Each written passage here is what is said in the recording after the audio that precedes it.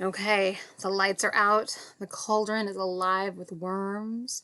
There's a mysterious light that they saw kind of bouncing away. Oh, guys, let's find out what's going to happen. This is chapter 11. When we got to her, Mother had calmed down. By now, some people had flashlights, so I could see that her witch hat was bent in the middle and hanging down over her face. She looked a little cross-eyed, especially up close when she hugged me. "It isn't worms," she said. "At least it isn't all worms. I think it's some worms and a lot of cold spaghetti. I don't know how it got into the boiling cauldron.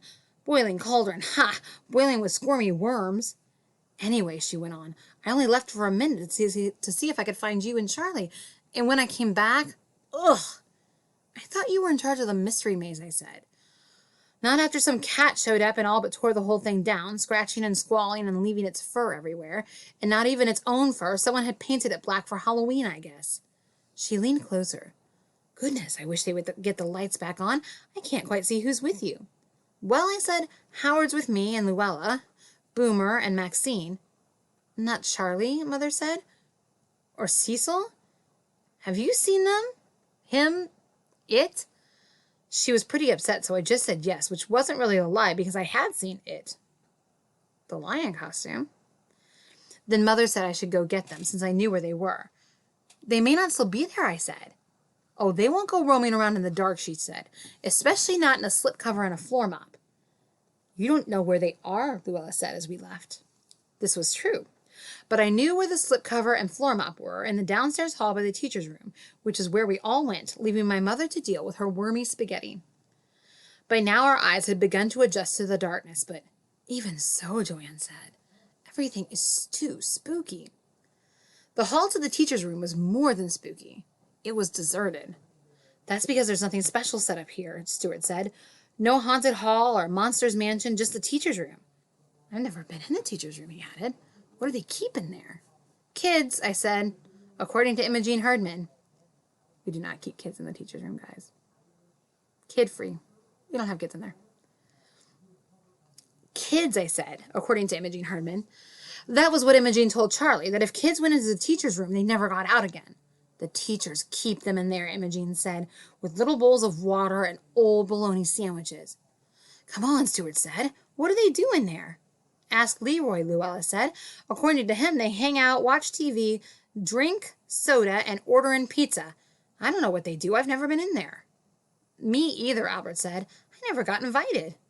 "Albert," I said, "nobody gets invited to the teacher's room. Sometimes you get sent there with a note for someone, but even then they don't let you in." "I got sent there once in the second grade," Maxine said, "with a note for Mrs. Campbell. I didn't even know who Mrs. Campbell was. I was so nervous I got a nosebleed." She stopped at the door. "I'm not even sure I want to go in there now." I didn't know whether Maxine was scared, in case Imogene was right and there was something in the teacher's room to be scared of, or whether she was just remembering her nosebleed and wondering if it would always happen when she went to the teacher's room. "There's just tables and chairs," Boomer reported from inside the room. "No TV or anything good, but there's somebody in here." His voice faded out. "Or down? Or away? It sounds like he fell in a hole," Luella said. Then I remembered what Alice had told me about the teacher's room. "There's a hole." "I think he did," I said. As usual, Alice was right. There was a hole in the floor, and Boomer was at the bottom of the hole. Along with Danny and Junior and a lot of first grade kids, and Charlie's there. "We're in the boiler room," Cecil chimed in. "But we took off our costume before we slid down and left it." Slid down? Suddenly the lights came on again, and we could see the hole, and inside it, the missing kindergarten slide. And down at the bottom... "What's down there?" Albert said. "It looks like..." "Candy!" Charlie whooped. "Halloween candy. The whole boiler room is full of Halloween candy. I think... He was so excited he was stuttering. "I think it's all the candy in the world." That's the end of the chapter today. That was pretty short. That's okay, because we're going to start chapter 12 tomorrow. But oh my goodness, a slide that was stolen from the kindergarten playground.